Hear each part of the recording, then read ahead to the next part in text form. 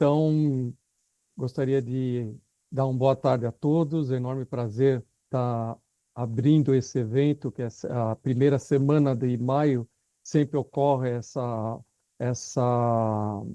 celebração, vamos dizer assim, do combate, do enfrentamento ao assédio e à discriminação. E é com muita alegria que eu recebi o convite da doutora Maria Fernanda para abrir esse evento. Então, eu, eu gostaria de cumprimentá-la pelo que tem realizado à frente da comissão da SEAMA, da Justiça Federal de Primeiro Grau, e também estou muito feliz também com a atuação da CEPANS, né, da Comissão do Mato Grosso do Sul, que é presidida pela doutora Franciele Martins Medeiros, e conjuntamente com essas duas comissões, a comissão SEAMA aqui do tribunal tem tentado alinhavar e dar um alinhamento conforme determina o CNJ, para que as comissões tenham na região ah, ah, uma mesma orientação. Isso tem sido feito com muita tranquilidade e fico muito satisfeito de poder trabalhar com as duas comissões. Eu abrindo aqui o evento vai ser muito interessante, porque permite um debate de um tema que para muitos é desconhecido, até com relação ao conceito, né, de conceito de assédio moral, assédio sexual e discriminação, são conceitos que muitos já têm enraigados, mas que não são os conceitos hoje trabalhados pela Organização Internacional do Trabalho, por exemplo, que é o norte, né, que tem sido o norte dos conceitos adotados pelo CNJ. E é interessante observar, por exemplo, que nos casos de assédio não há necessidade da reiteração, não há necessidade da intencionalidade, basta a existência do fato e um ambiente não salutar a propiciar esse tipo de situação o bastante para a sua caracterização, e assim como os demais conceitos, que eles têm evoluído e passado por uma revisão. E eu gostaria de dizer que o debate é salutar para o trabalho desses conceitos, para que as pessoas que trabalham aqui na justiça, elas saibam até onde podem ir, até onde não podem ir. As comissões, elas são abertas para o acolhimento das vítimas, obviamente, o acolhimento para proceder à escutativa, tratar com seriedade as notícias de assédios que estão sendo trazidas, mas também as comissões não podem ser usadas como forma de mudança de chefia ou por retaliações por algo que é incabível dentro da justiça. Então, mas as comissões estão aí para justamente acolher as vítimas e, se possível, dar o tratamento melhor para que haja um ambiente salutar dentro da justiça. E o enfrentamento da assédio moral, sexual e da discriminação é um enfrentamento que exige a responsabilidade de todos. Não basta estar envolvido nos fatos, mas testemunhar algo deve ser estimulado e levado às comissões, porque pode sim, essa notícia de fato grave pode sim ser tratado de alguma forma pela comissão, independentemente da não atuação das vítimas diretamente envolvidas com os fatos. Então, eu fico muito grato de poder abrir essa conferência. Eu desejo sucesso a todos. E me perdoe, eu esqueci de fazer a minha audiodescrição. Eu trabalho aqui no tribunal, estou dentro do gabinete do desembargador, né? É uma sala composta por mesa e computador, e eu sou da cor branca e é isso, né? Então, seria essa minha breve descrição. E eu desejo sucesso a todos e que estou aqui como presidente da comissão da SEAMA do TRF3, estou à disposição para quem quiser acessar e tirar dúvidas ou dar sugestões ou mesmo críticas aqui ao trabalho da comissão do tribunal. Obrigado a todos e eu passo então a palavra a doutora Maria Fernanda de Moura e Souza, mais uma vez agradecendo essa oportunidade e cumprimentando pelo que tem realizado. Muito obrigado. Obrigada, doutor Fausto, pelas palavras, por ter também prontamente aceito esse convite, acolhido a ideia, né, dessa semana para a gente fazer esse evento em conjunto, né, entre as comissões. A doutora Franciele só não está aqui porque ela tem um evento, né, na comissão do Mato Grosso do Sul também, um evento que está uma programação muito boa.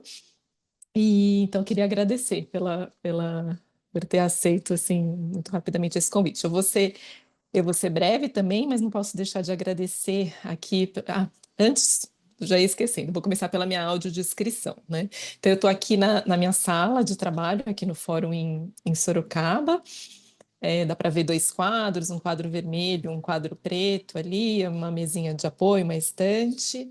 Eu sou uma mulher parda, de cabelos castanhos enrolados abaixo dos ombros, tenho olhos castanhos, estou usando um óculos de armadura marrom, meio colorida, estou com uma blusa laranja de manga comprida e estou com os brincos, mas acho que não dá para ver. Ele está aqui, estou com um brinco dourado, mas acho que não está escondido aqui pelo cabelo. E aí, aqui passando então para os agradecimentos, eu queria agradecer a EMAG, né, na pessoa da doutora Marisa Santos, que é sua diretora, que acolheu também essa ideia desse evento, né, nos apoiou aqui integralmente para a realização desse evento. Agradecer a Mariana Galuzzi, que coordena esse evento junto comigo, né, que também está na comissão, né, na comissão da primeira instância desde do início. E também a todos os servidores da IMAG que trabalharam assim bastante para esse evento acontecer. E agradeço, né, cumprimento todas as pessoas que estão aqui nos assistindo e já os nossos participantes da primeira roda de conversa, né, Helena, Valdiane e Everton, que vão estar aqui com a gente daqui a pouquinho, que é o que interessa, né, essa noite, então você falar rapidinho. Falar assim também que esse ano eu estou bastante feliz com essa programação, espero que todos gostem, porque a gente sempre usou essa semana para tratar muito das questões, de falar diretamente de assédio, e a gente trabalhou muito pouco, ou acho que não trabalhou, os temas das discriminações, né? E esse ano a gente quis dar uma ênfase a esses temas, porque eu acho que é urgente, né, que aqui a gente tenha, aqui dentro, né, da nossa instituição, letramento racial, letramento de gênero, também das questões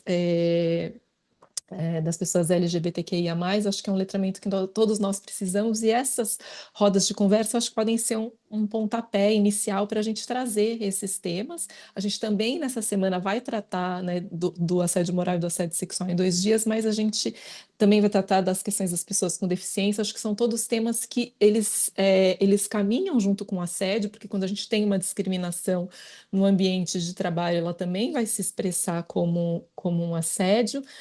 E eu acho que a gente precisa muito, né, que vocês tragam luz para esse tema, então acho que é muito saudável, muito importante que a gente tenha esse espaço aqui para começar, né? E hoje a gente está começando então com esse painel sobre a equidade racial, amanhã seguimos da pessoas LGBTQIA+, na quarta vamos tratar de assédio moral. Assédio moral e assédio sexual, a gente vai tratar mais das formas, né, de o que fazer a partir da ocorrência do assédio, né? Na quinta, pessoas com deficiência, e na sexta, do assédio sexual. Mas então, assim, eu estou muito feliz que a gente conseguiu esse ano ampliar os nossos temas, ter essa semana inteira de eventos. Como o doutor Fausto falou, essa semana está acontecendo no judiciário todo, né? Uma semana toda voltada para eventos ligados à temática da prevenção e enfrentamento do assédio e da discriminação. E eu espero que todos possam participar, não só hoje, quem não se inscreveu, se quiser vir ou ainda fazer a inscrição, porque vai ser realmente muito interessante. Então, eu não quero me alongar mais, porque a gente está aqui para ouvir, né, os nossos convidados, nossas convidadas. E então, com isso, eu vou já encerrar a minha participação aqui e passar a palavra para a doutora Valdiane, que eu tive assim, o privilégio de ser titular da vara que ela foi lotada, né? Já me removi, mas tivemos um convívio muito bom, ainda convivemos aqui em Sorocaba, e então eu queria passar a palavra para ela dar continuidade a essa mesa. Bom, boa tarde a todos. Quero inicialmente agradecer pelo convite e também já iniciar com a minha descrição. Todos me escutam direitinho? Ótimo. Bom, meu nome é Valdiane, eu sou juíza substituta na Vara Gabinete Segundo Jefe de Sorocaba, como dito pela doutora Maria Fernanda. Vou iniciar com a minha autodescrição, convido também os meus colegas, os nossos convidados, debatedores também, a fazerem sua autodescrição. Eu sou uma mulher negra, com cabelos encaracolados, de curvatura entre 3C e 4A, né? Estou com uma blusa branca, certo? E, como uma forma de inclusão, também convido os meus colegas a se autodescreverem quando lhes for franqueada a palavra. Antes de tudo, eu gostaria de, como dito antes, agradecer pelo convite e saudar a todos os presentes na pessoa tanto do desembargador Fausto de Santos como presidente da Comissão de Prevenção e Enfrentamento do Assédio Moral, do Assédio Sexual e da Discriminação no TRF da Terceira Região, e também saudar, todos estão me vendo aqui na câmera? Dando continuidade, eu gostaria de saudar todos os presentes, como dito, nas pessoas do desembargador Fausto de Santos, também da juíza federal Maria Fernanda de Moura e Souza. Inicialmente, também a gente gostaria de agradecer a EMAG e a Escola de Magistrados e também a Comissão de Enfrentamento ao Assédio e Discriminação pelo convite e pela relevância do tema que foi trazido para fins de discussão. E, nesse contexto, nós temos dois convidados que dispensam a apresentação, mas que nos dão muito prazer de ter aqui da sua presença, que são tanto o juiz federal Everton Teixeira Bueno, para discutir um pouco sobre esse tema, trazendo sua vivência. Ele é juiz federal substituto da primeira vara gabinete do GF de Guarulhos, em São Paulo. É mestrando em Direito Processual Civil pela Universidade de São Paulo e é especialista em Direito Processual Civil pelo Instituto Toledo de Ensino e diretor de Assuntos Jurídicos e Legislativos da AJUFESP. Seja bem-vindo, Everton. Olá, muito obrigado, Valdiane. Eu vou iniciar já, então, também pela minha autodescrição. Se alguém não estiver escutando bem, é só dar atenção aí que eu já tento melhorar o som. Mas, de qualquer forma, agradecendo, mas antes preciso me fazer a autodescrição, né? Que acho que isso é uma medida bastante importante, né? E também faz parte da inclusão. Bom, eu sou um homem negro, tenho cabelo curto, crespo, a pele retinta, preta, estou trajando um paletó na cor azul, uma gravata rosa, uma camisa social branca, e ao fundo eu tenho a minha sala aqui do Juizado Especial Federal. Embora não esteja lá atualmente, eu sempre uso porque é muito importante a gente lembrar o local em que a gente trabalha, né, nessas horas, nessas apresentações.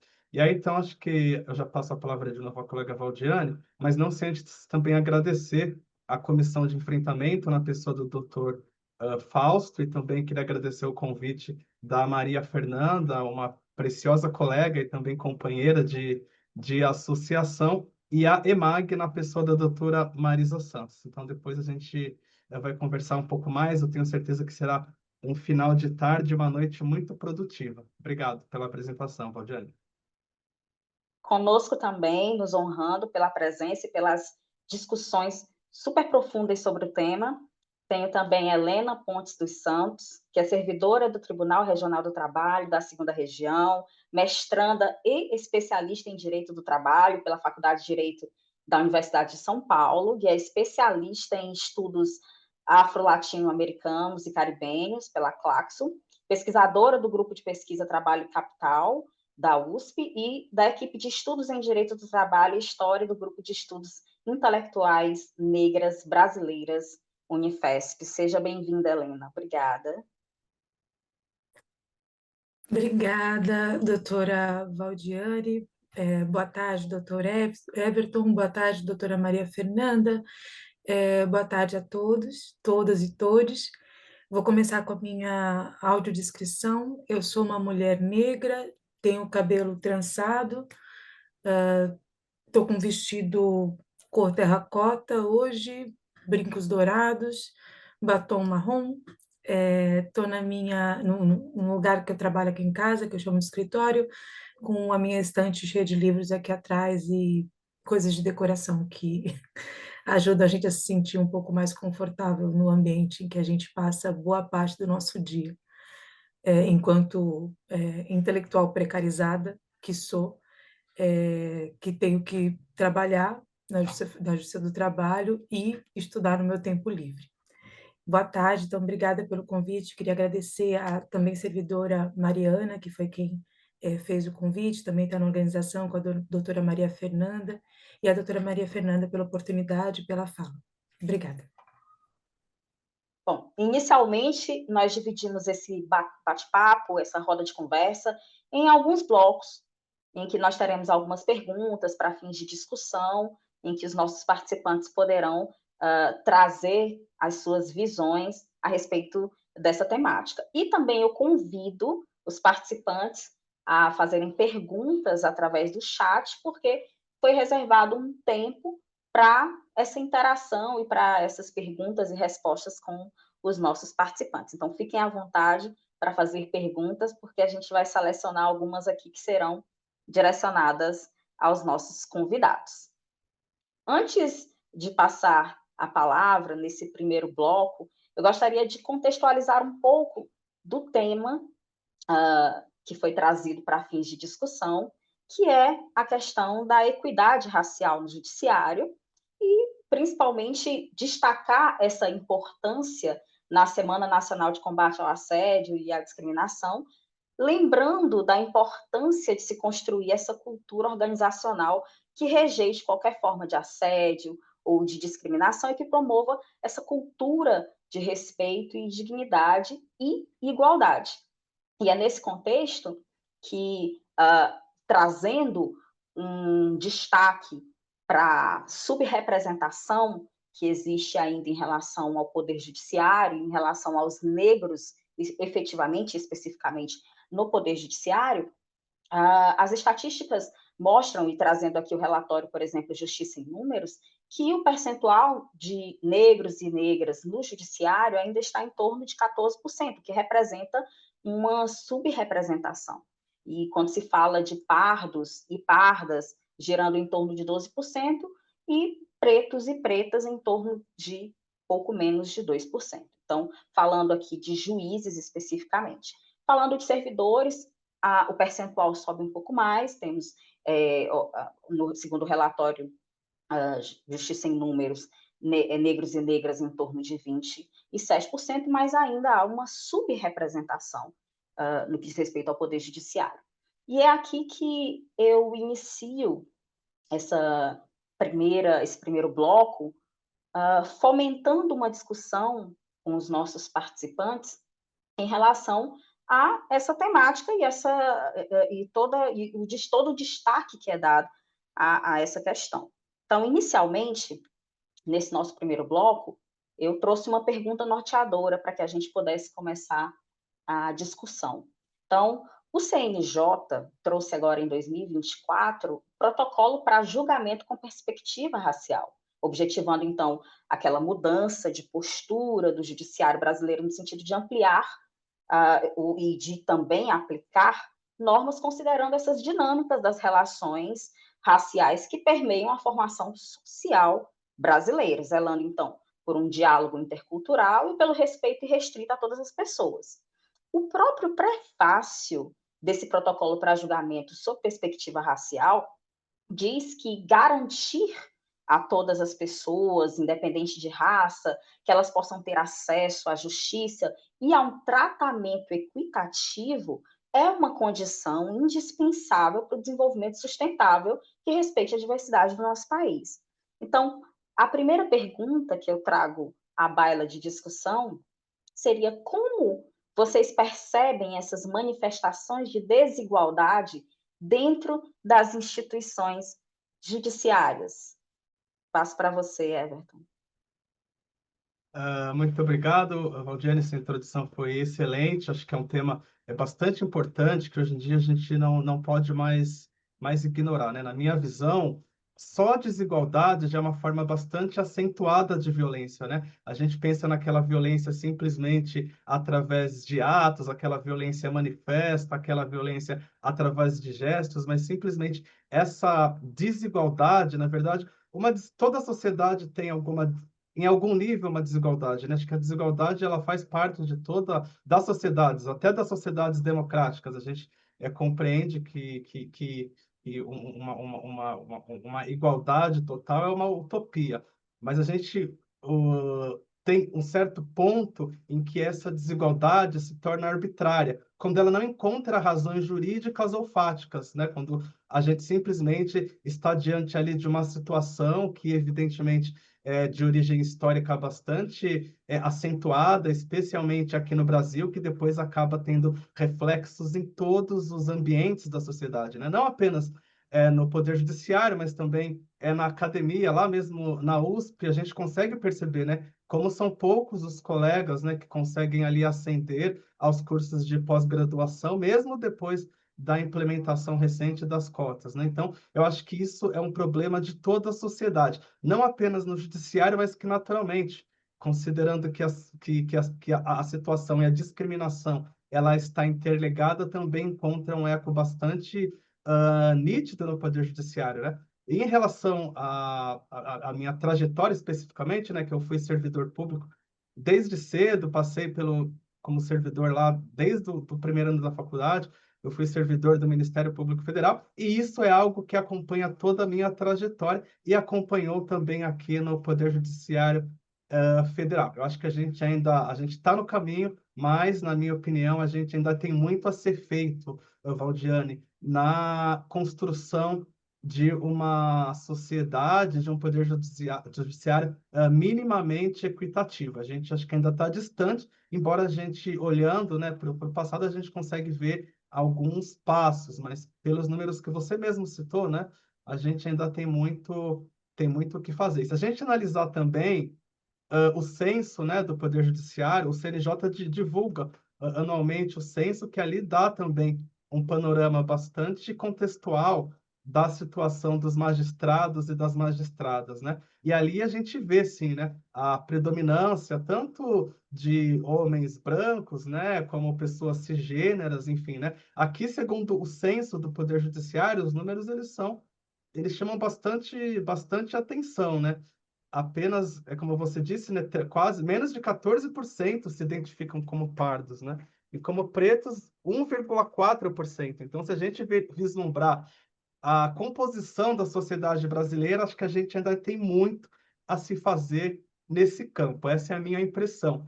E desde quando eu comecei lá, né, de quando eu fui lá técnico administrativo, eu vejo que poucas coisas mudaram, embora a gente caminhou, né, enfim, tivemos alguns avanços pontuais, mas o fato é que a gente ainda precisa de bastante investimento e acreditar que as coisas não estão boas e precisam caminhar para um universo de mais igualdade, ou pelo menos para que a gente caminhe para um espaço em que as desigualdades não sejam baseadas exclusivamente em questões arbitrárias, né? Que não as pessoas.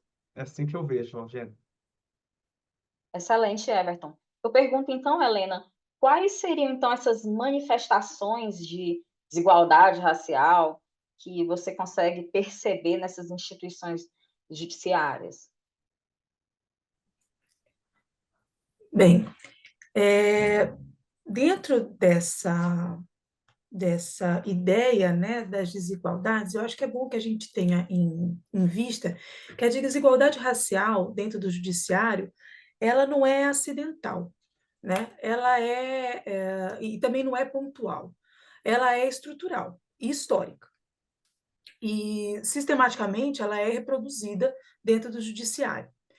Como aponta o Clóvis Moura, por exemplo, para citar um dos intelectuais negros que trata sobre o assunto, e que, inclusive, é muito pouco debatido dentro da academia e dentro do judiciário brasileiro, o racismo no Brasil está intrinsecamente ligado à lógica da exploração de classe, herdada da escravização, com a exploração da força de trabalho escravizada, e vem sido constantemente renovada e perpetuada pelo sistema em que a gente vive.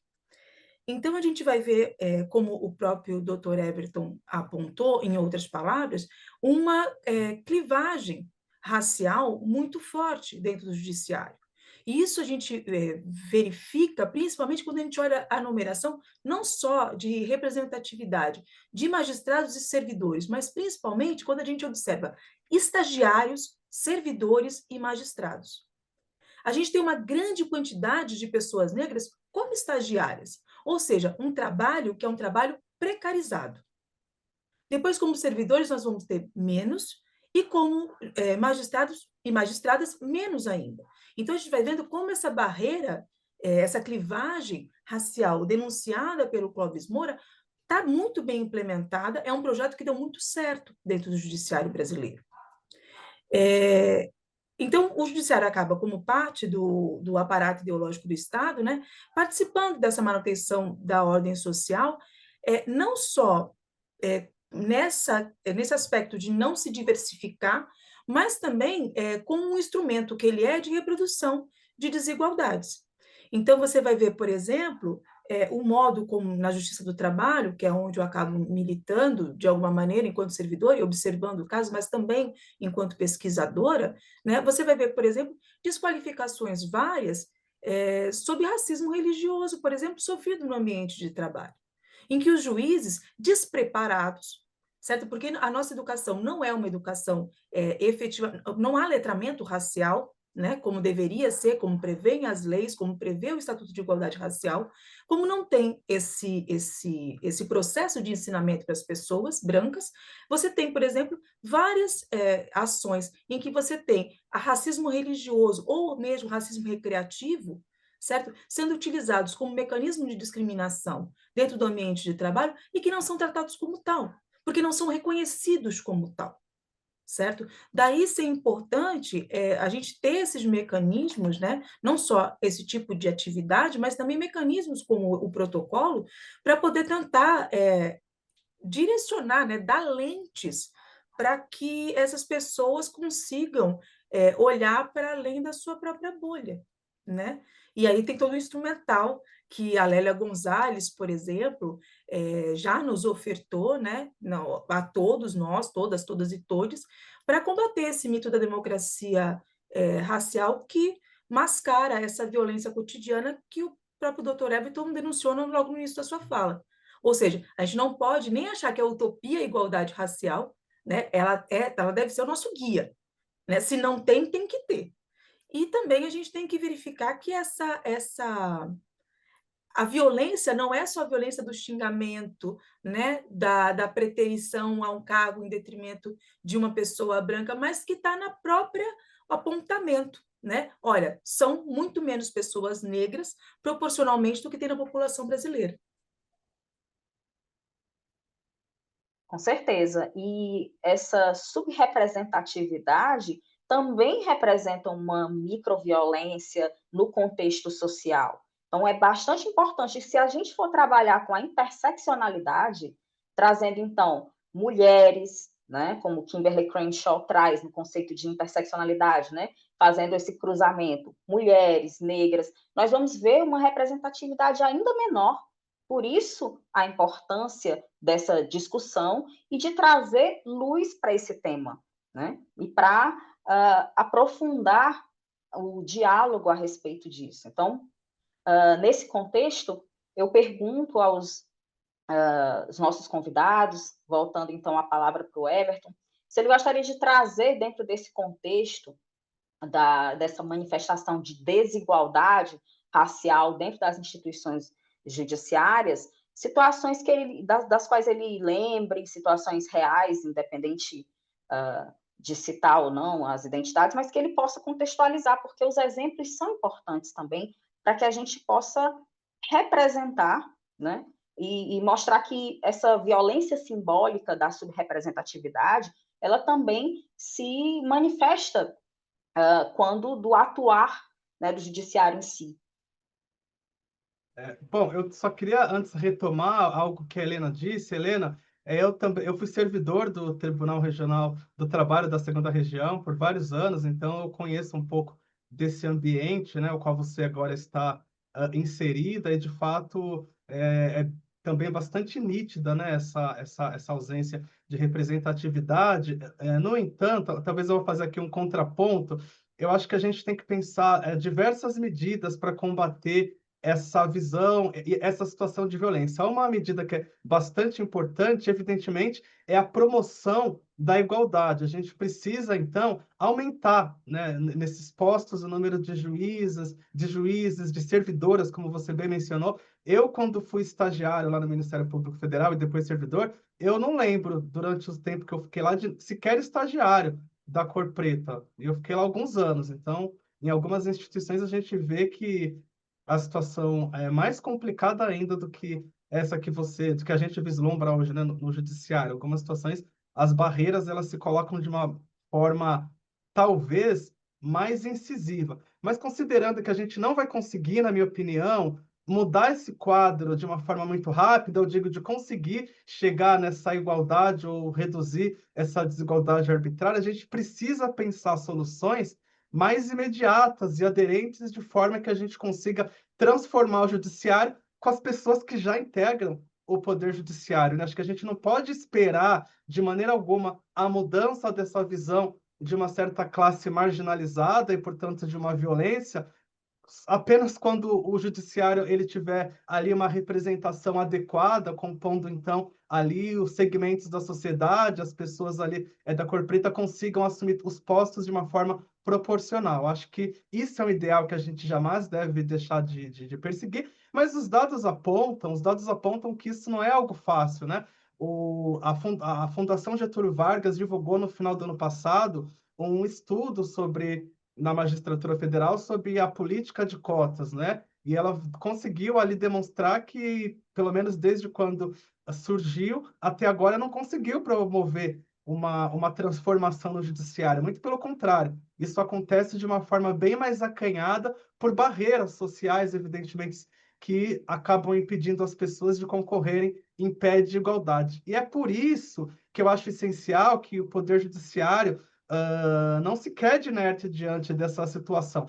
E, na minha opinião, o CNJ ele vem avançando, né? Nós tivemos, então, no ano de 2023, a Resolução 492, né? Que foi um pouco antes dessa do Protocolo de Acordo com o Gênero e Racial, né? E, nessa resolução, o CNJ instituiu uma capacitação obrigatória de todos os magistrados do Brasil para que estabeleçam, desenvolvam competências, né, relacionadas não apenas aos direitos humanos, mas também à questão de gênero, questão de raça, questão de etnia, de uma forma, como bem mencionou a Valdiane, interseccional, para que isso seja levado em consideração nos julgamentos e nas decisões do Poder Judiciário. É muito importante que os membros e os servidores tenham essa visão e tenham esse adequado letramento. Evidentemente que nós temos barreiras para que isso aconteça de uma forma plena, porque se a gente voltar no censo do judiciário, e lá o CNJ também foi bastante feliz, que ele conseguiu, inclusive, analisar a origem familiar dos magistrados, né? E, de regra, são oriundos de famílias abastadas, né? Tanto com elevado capital cultural, educacional, que vivem já naquele segmento social cercado de privilégios. E veja, essas são as pessoas que julgam todas as outras demais, que, evidentemente, não são representadas nesses julgamentos. Então, isso é muito importante. Evidentemente, a gente tem que sim brigar e ter como o foco principal a equalização dos quadros profissionais, mas a gente não pode esperar para que isso aconteça, para desde já reduzir os fatores de marginalização. É por isso que é bastante importante, necessário, inclusive, que as escolas da magistratura promovam, sim, essas questões de letramento, na minha opinião, desde o curso de formação inicial, em todos os estágios do desenvolvimento do magistrado, seja desde o inicial até mesmo quando alçar aí as instâncias superiores. Como eu já me alonguei, eu vou devolver a palavra aqui à Valdiane para que esse debate seja plural. Tranquilo. Obrigada, Everton. E é interessante que dessas barreiras que a gente percebe da desigualdade, tanto a questão do racismo estrutural que está posto na sociedade, como ele é claro que vai se refletir também no ambiente de trabalho E nisso se observam também várias outras barreiras, como essa invisibilização das pautas raciais dentro de uma cultura, eventualmente até mesmo institucional, possível. Então, um debate lato é importante, né, mais amplo, para discutir essas questões, né? Tanto, como dito antes, da subrepresentatividade, da questão mesmo da interseccionalidade, uma vez que os números eles são ainda mais restritos quando se faz esse recorte de gênero e de raça.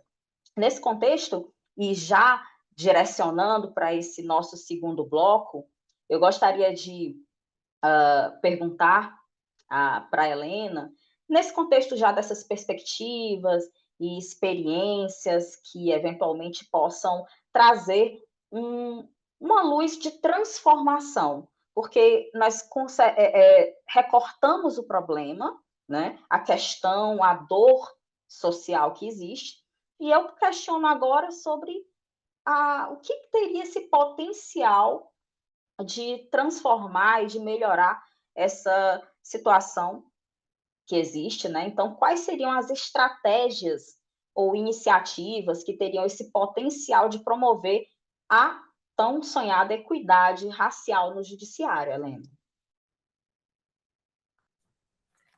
A primeira coisa, penso, é a gente reconhecer os números, né? E sair dessas ideias e dessas percepções individuais.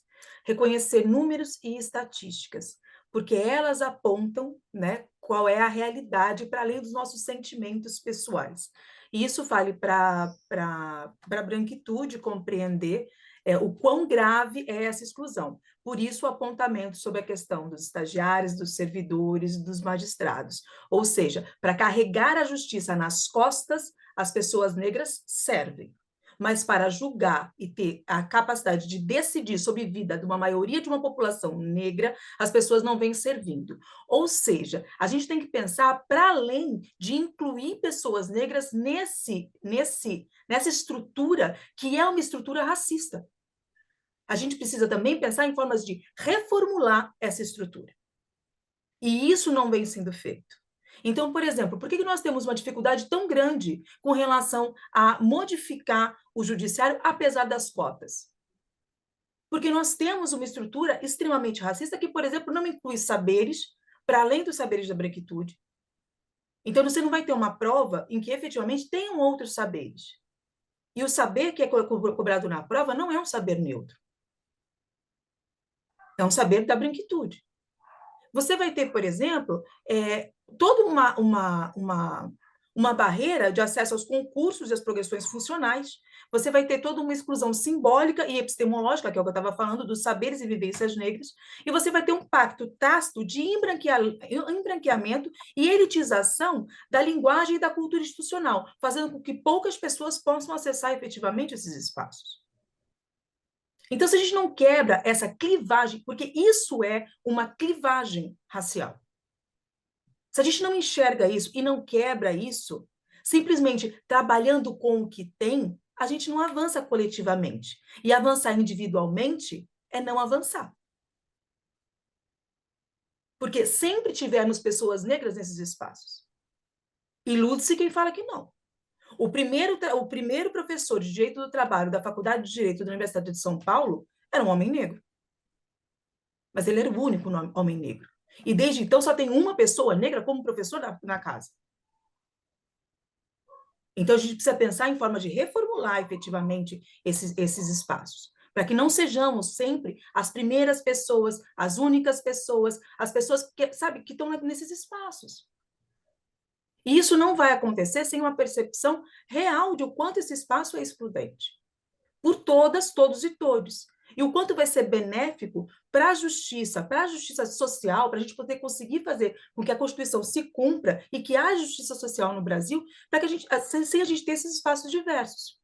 E quando a gente fala sobre as exclusões de pessoas negras dentro do judiciário, pior ainda é a questão dos PCDs, que não estão presentes, ainda que sejam cerca de 5% da população brasileira. Então, fazer do judiciário diverso é uma questão de justiça. Só que tem que ser enfrentado que só as cotas não basta. Tem que haver mais do que isso. E, principalmente, o judiciário tem que começar a falar quem são as pessoas que ele julga. Porque se a gente tem levantamento hoje do CNJ com relação a quem são os servidores, quem são os magistrados, o mesmo a gente não tem com quem é o jurisdicionado. E como essas decisões dessas pessoas brancas têm afetado vidas negras. Então, eu acho que a gente tem que realmente, o que eu proponho, o que eu penso, é que, para além de cotas, a gente tem que criar núcleos de formação crítica antirracista, com base em pedagogia de libertação, com base em pensamento negro, efetivamente intelectuais negros, e eles têm que ser efetivamente acessados por pessoas brancas, comprometidas a constituir uma justiça antirracista e uma justiça plural e diversa.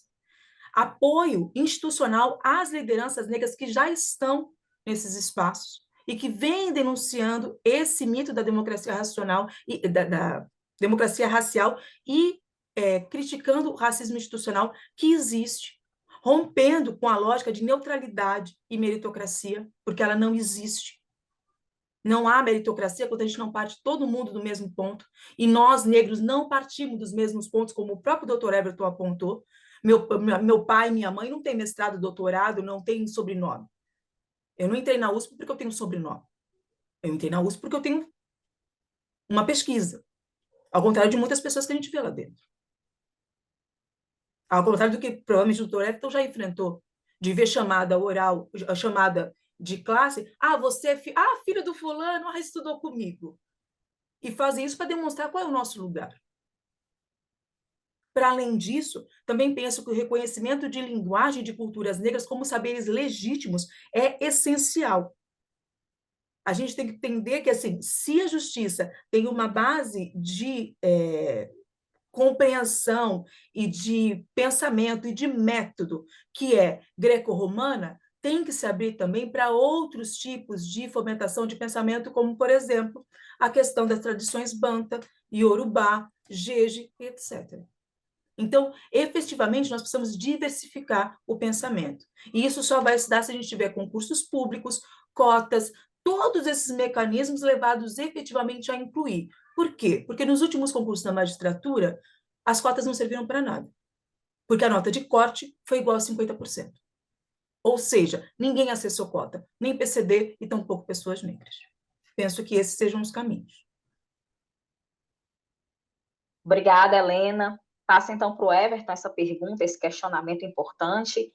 Que estratégias ou iniciativas teriam esse potencial de promover a equidade racial no judiciário ou minimizar essa diferença que é tão grande, né? Essa desigualação?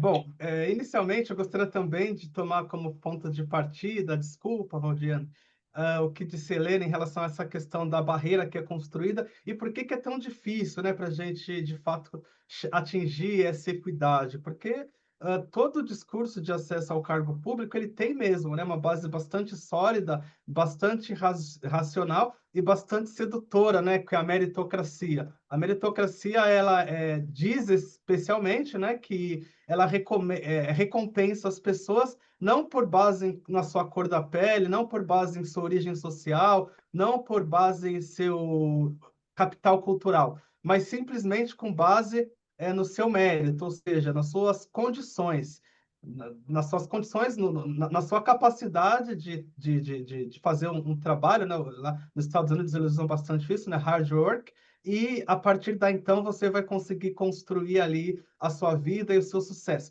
É um discurso bastante sedutor porque ele trabalha com base na autonomia humana, não é? E, ao mesmo tempo, ele supõe que as pessoas são totalmente responsáveis pelo seu destino. E por isso que nunca ou pelo menos demorou bastante, muitos anos, né, para a gente começar a compreender a necessidade de políticas. Porque, veja, se você parte do princípio, Valdiane, de que todas as pessoas são iguais, de que o cargo público ele é acessível para todas as pessoas que consigam ali vencer todas as fases, a gente parte sim numa ideia que as pessoas que não conseguem chegar lá também são responsáveis pelo seu próprio destino. Se você não conseguiu, talvez foi porque você não trabalhou tanto, você não se dedicou tanto quanto as outras pessoas. E o que tem por detrás desse discurso, que é bastante sedutor para aquelas pessoas que, entre aspas, têm mérito, é porque você responsabiliza as outras coisas. Veja, se você é responsável pelo seu sucesso com todos os seus privilégios,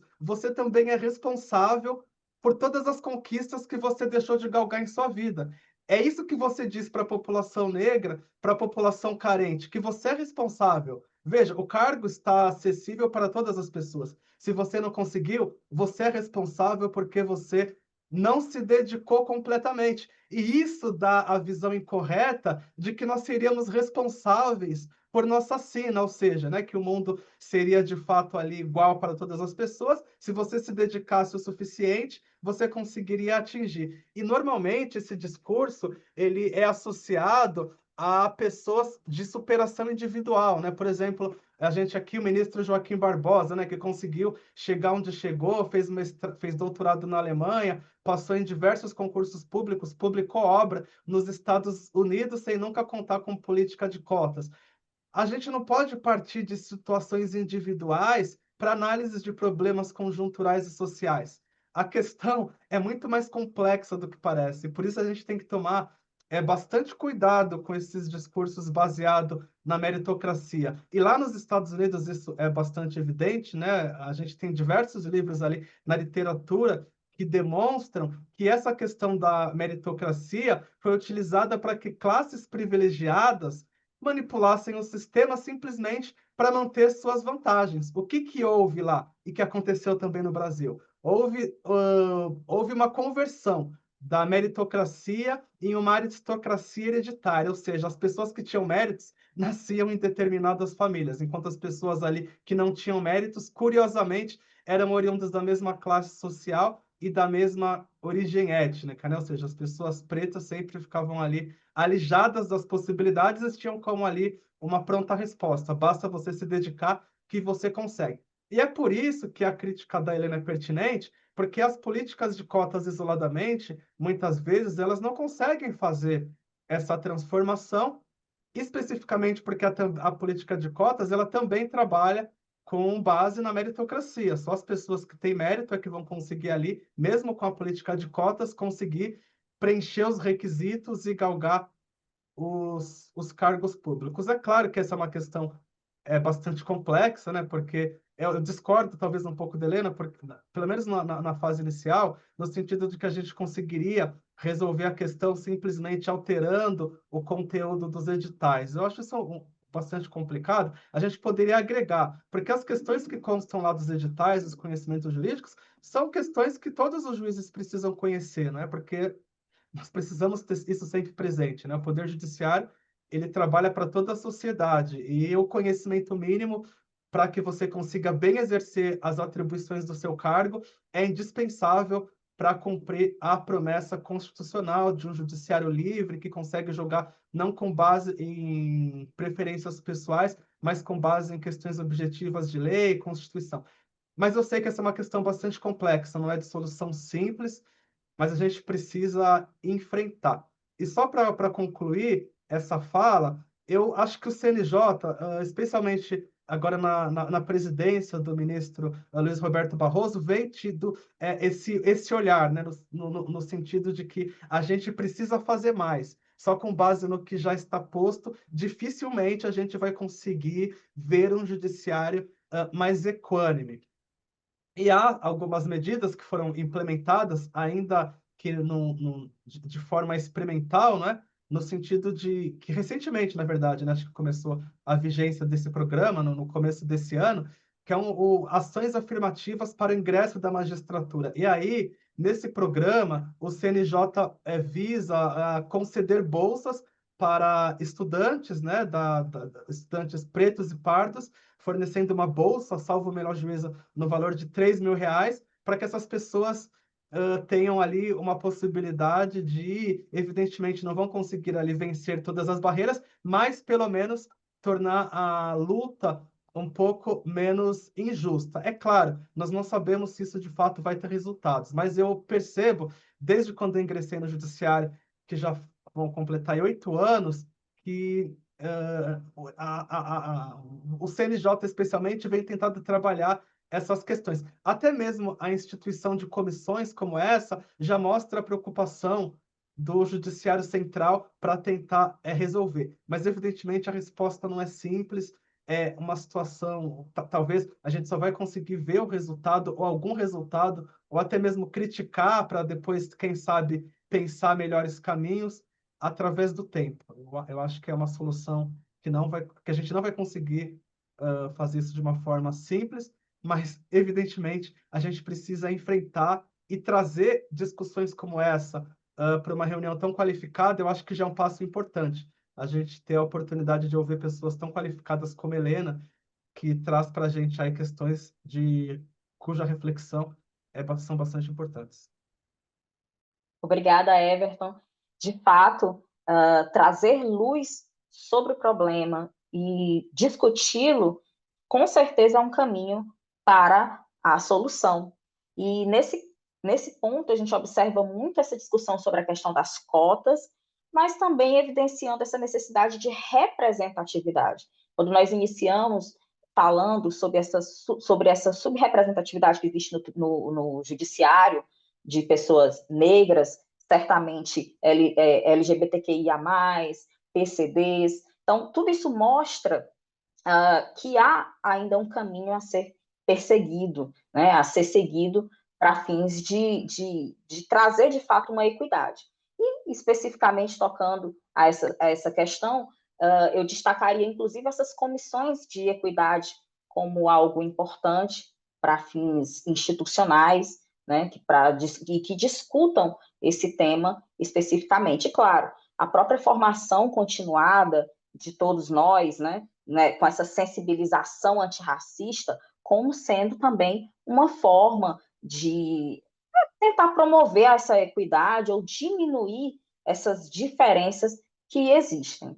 Então, ainda sobre o tema, eu gostaria de perguntar aos nossos debatedores, aos nossos convidados, se eles gostariam de compartilhar experiências pessoais que eventualmente existam tanto no trabalho, nas pesquisas, experiências que contribuíram, né, ou que vislumbraram para fins de transformação desses espaços ou para inspirar outras pessoas, ainda que no contexto dentro ou fora da instituição, mas para inspirar pessoas nessa questão da promoção da equidade racial mesmo, no ambiente do judiciário.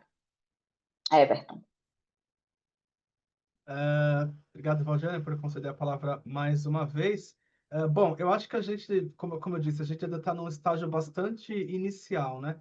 E essa situação que a gente encontra hoje, evidentemente, é fruto de uma trajetória de vida, né? Acho que se a gente hoje sofre esse tipo de violência pela ausência de equidade, é porque nós sofremos essa violência a vida inteira, né? Então, acho que a gente desde criança ali a gente já deve estar acostumado, infelizmente, né, as pessoas pretas, a sofrer esse tipo de violência pela falta de representatividade. Por mais que a gente tenha passado por isso a nossa vida inteira, temos que permanecer indignados, né? Porque eu acho que isso é algo que é inaceitável. Mas, de qualquer forma, a gente consegue ver aí algumas medidas, enfim, para que a gente caminhe para um lugar melhor do que aquele que nós nos encontramos hoje.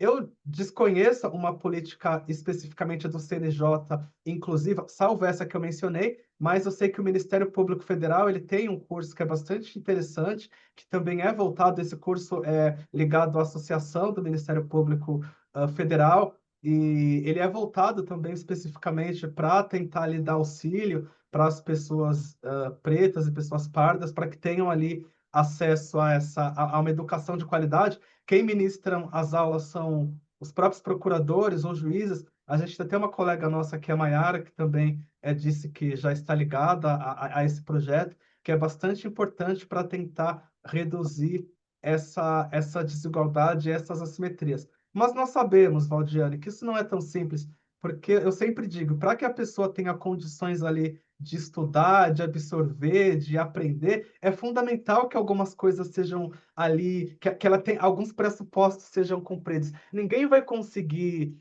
estudar, se dedicar, se tem preocupação em pagar conta de água, conta de luz, se está ali correndo para conseguir fechar as contas no mês. E aí é uma questão que não basta simplesmente a gente imaginar que basta você ter bons professores e bom material, até mesmo tempo de estudo, para que as pessoas ali, essas pessoas já por si só, ou por esses fatores, estarão em pé de igualdade. Como bem mencionou Helena, tendo em vista que a questão ela é oriunda de um racismo estrutural, a solução também precisa partir de uma medida estruturante, não apenas pontuais, para que a gente consiga de fato, vislumbrar um caminho de transformação. Acho que medidas pontuais gerarão resultados pontuais. Obrigada, Everton.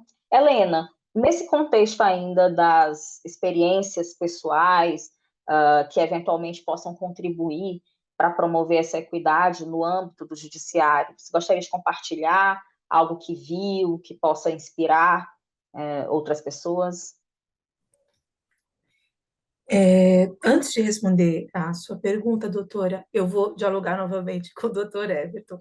E aí, nesse sentido, só para deixar acho que bem negritado entre a gente, o que eu falei não foi sobre, até porque eu sou uma mulher de candomblé, né? Então, eu acredito muito nas encruzilhadas, como possibilidades de crescimento dialético, né? Então, assim, dentro da perspectiva das encruzilhadas, nada se perde.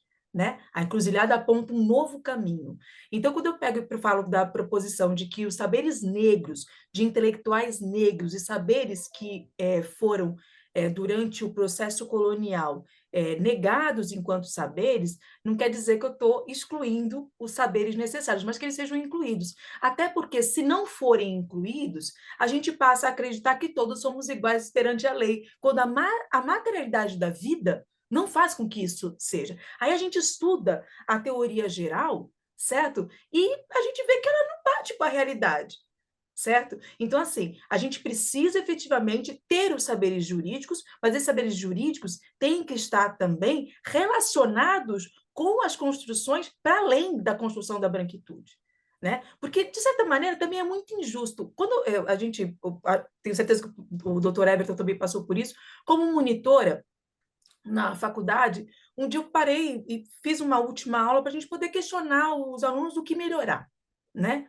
E aí uma das alunas virou para mim e falou assim, olha, o que eu gostei mais nessa sua na experiência aqui dessa aula, e era uma aula de direito do trabalho relacionando a perspectiva de gênero, classe e raça, é que a gente pôde efetivamente, em alguma medida, teve um momento que eu não precisei ficar buscando saber o mundo deles. Eles tinham que saber o nosso. E isso não acontece.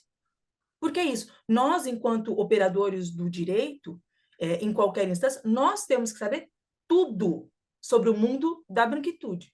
Mas eles não se colocam para saber do nosso. E nós também produzimos saberes.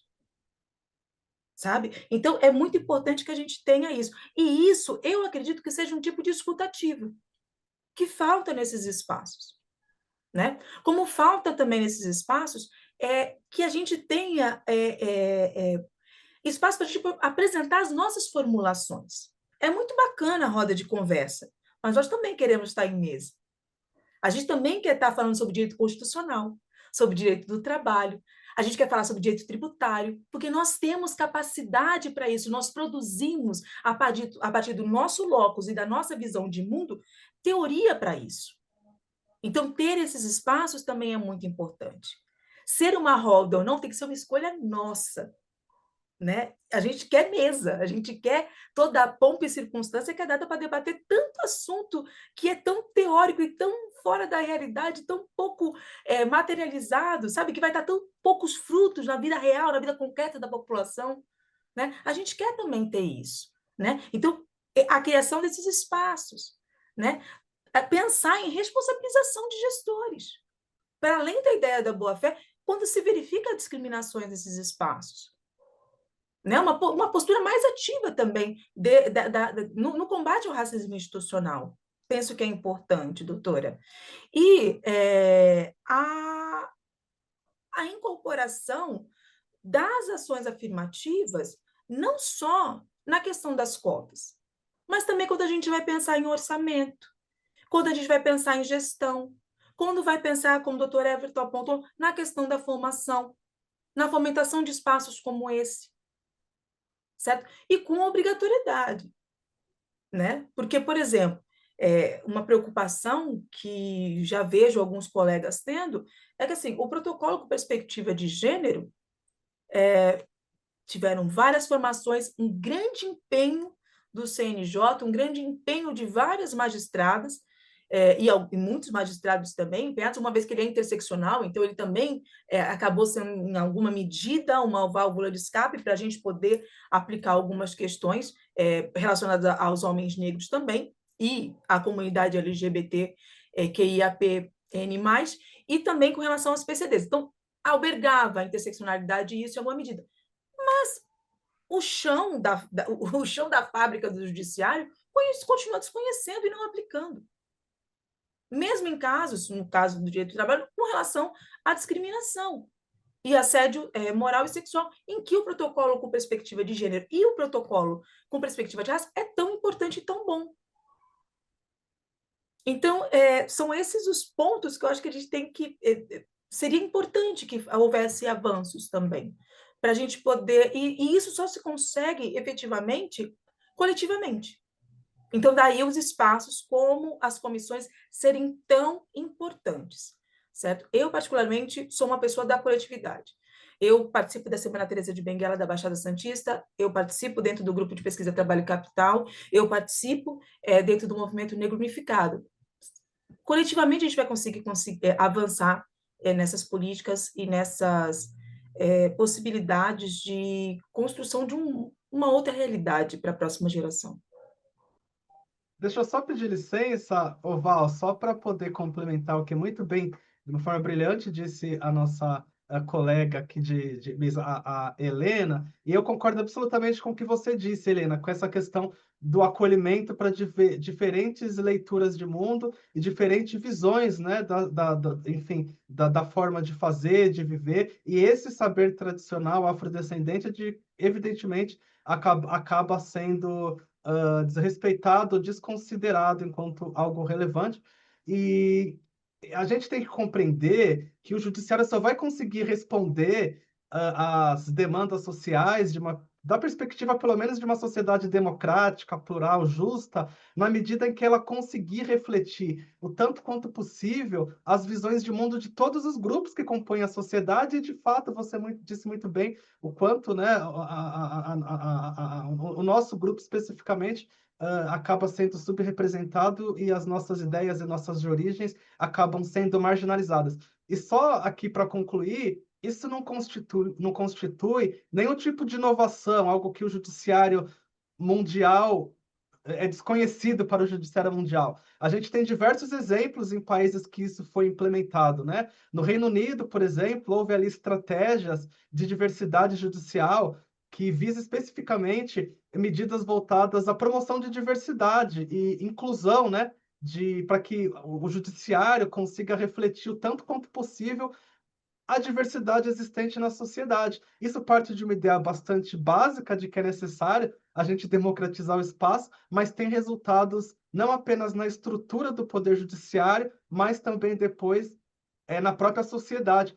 Também a Nova Zelândia adotou o Maoriland Courts, que diz respeito ali ao respeito da tradição. Ali a Nova Zelândia tem uma questão bastante específica com os povos indígenas, né? E aí também chegaram a essa mesma conclusão, de que você não pode decidir questões de determinado segmento social sem que você conheça esse segmento social, sem que você considere como relevante também a sua trajetória e a sua visão de mundo. E a gente também tem diversos outros exemplos, né? A gente tem também a Austrália, que também, da mesma forma, se abriu para receber ali pessoas dos povos mesmos, né? Para que tivesse a oportunidade de, com o judiciário, criar soluções para a sua situação específica de forma que a sua tradição fosse respeitada. Eu acho que esse é um passo que talvez a gente ainda pudesse caminhar, né? De talvez tentar pluralizar ainda mais esse debate, chamando a pessoa das comunidades negras para também participar ativamente da formulação de estratégias do Poder Judiciário. Não sei se as colegas concordam, enfim. Excelente, Everton, obrigada. E isso é tão importante porque essa representatividade vai trazer outras consequências que, às vezes, nem se espera. Imagina que essa isonomia, mais do que material e formal, também vai precisar espelhar essa representatividade da sociedade, o que vai também inspirar outras pessoas a se enxergarem naquele local de poder. Né? É algo que eu sempre costumo destacar, que quando a gente faz uma publicação ali, junta todos os juízes negros do último concurso do TRF Terceira, é algo que tem uma repercussão bastante importante. Eu recebo relatos que são interessantíssimos no que diz respeito a essa representatividade, para fins de se enxergar como alguém que pode estar ali naquele local de poder. E ainda nesse contexto, eu gostaria de perguntar para os nossos participantes qual seria, então, a responsabilidade de quem ocupa esses espaços de poder dentro desse contexto de um judiciário que respeite essa equidade mais equânime? Pergunta, então, Helena, por favor. Eu vou responder de um lugar de quem não está nesse lugar de poder.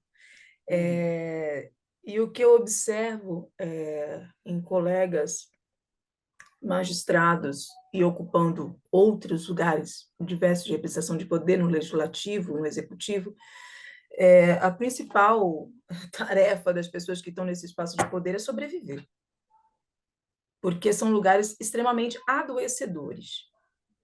E são lugares também em que as pessoas que estão nessa posição acabam recebendo uma sobrecarga demasiada, porque efetivamente ter uma caneta de magistrado não vai fazer você mudar questões estruturais, como o doutor Everton falou. Você servir de exemplo é algo muito importante, óbvio que é. Certo? A gente brigar para que as cotas sejam respeitadas, para que tenham comissões de heteroidentificação que não exclua pessoas pardas, que não excluam ninguém de direitos e que garantam que efetivamente pessoas brancas não exerçam esse direito, é de suma importância, certo? Mas não é algo que modifica as estruturas. Talvez pensar e lutar, por exemplo, como o doutor Everton colocou, né, para que a gente não tenha estudantes precarizados aí, né, negros para a magistratura, a gente pensar em possibilidades de orçamento para que efetivamente essas políticas sejam garantidas, né, ter uma perspectiva de que, olha, até tal momento, a gente vai ter um judiciário que vai ter que representar a população brasileira. Porque também é isso, né? As cotas estão aí, mas não tem uma exigência e não tem um tempo para falar, olha, a cota está aqui para quê? A cota está aqui para garantir que o judiciário seja efetivamente uma representação da população brasileira. Certo? Mais justo, mais diverso, mais plural. Ok. Até quando isso? O que a gente tem visto é que as cotas estão aí e elas não estão refletindo, como o doutor Everton colocou, e como os números apontam. Né? Porque não é um sentimento do doutor Everton. O doutor Everton está falando a partir dos números. Certo? Como a doutora também falou. Então, desde quando? Para quando? Quando que nós vamos ter esse judiciário efetivamente que representem as cores brasileiras? Certo? Então, a gente precisa estar atento a isso, mas me parece que a principal função de quem está hoje em função de poder é se aquilombar, porque sem isso não vai conseguir resistir e não vai conseguir garantir avanço para a coletividade. Porque servir de exemplo, em alguma medida, também é abraçar a ideia da meritocracia. Eu cheguei, você também pode chegar. E nós sabemos que muitos têm tanta capacidade, ou mais do que a gente, e não chegaram lá. Eu não sei quantas amigas, mas eu não consigo contar nos dedos de uma mão quantas amigas minhas têm tanta ou mais capacidade do que eu, mas porque não têm uma mãe branca, não chegaram aonde eu cheguei. Porque, por ser fruto de um relacionamento interracial, eu tenho acessos que outras pessoas não têm. Por ter uma mãe branca que me protege. Por exemplo, do racismo. Na escola que eu sofro desde os 4 anos de idade. Então, a gente não pode negar isso. Sabe? A gente está nos espaços que a gente está porque a gente deu sorte. E também se colocar nisso, também torna a gente um pouco mais humano em alguma medida. Isso também é uma forma da gente poder conseguir sobreviver, penso. Obrigada, Helena. Antes de passar a palavra para o Everton e perguntar qual a responsabilidade de quem ocupa esse lugar de poder nessa luta antirracista e também nesse objetivo de trazer um judiciário mais equânime, eu destaco da fala da Helena essa questão do tratamento que existe, de fato, desigual em relação, inclusive, ao tom da pele de cada um dos que compõem o grupo dos negros. Esse é um tema interessantíssimo, que seria ótimo discutir, que é exatamente o colorismo, que está tão em voga, e seria interessante também discutir em um segundo momento, trazer à baila de discussão todos esses reflexos que existem em relação ao colorismo, a questão da passabilidade, que é isso que a Helena se referiu, essa possibilidade de, dentro do universo dos negros, aqueles que têm uma coloração menos retinta, uma pele mais clara, acabam tendo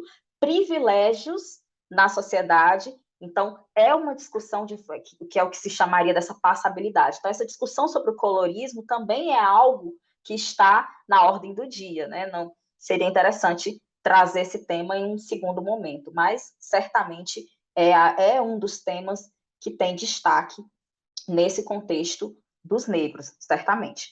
E passo, então, a palavra ao Everton para que ele dê a sua opinião, a sua sensibilidade sobre como seria essa responsabilidade de quem ocupa esses espaços de poder, trazendo aqui num contexto de um judiciário mais equânime. Muito obrigado, muito boa a sua manifestação, achei bastante pertinente, né? Essas questões aí que você colocou do colorismo, acho que é bastante importante, né? Que a gente sofre, ainda de acordo com o tom da pele, você sofre mais ou menos racismo, embora, sem dúvida, todos nós sofremos esse racismo.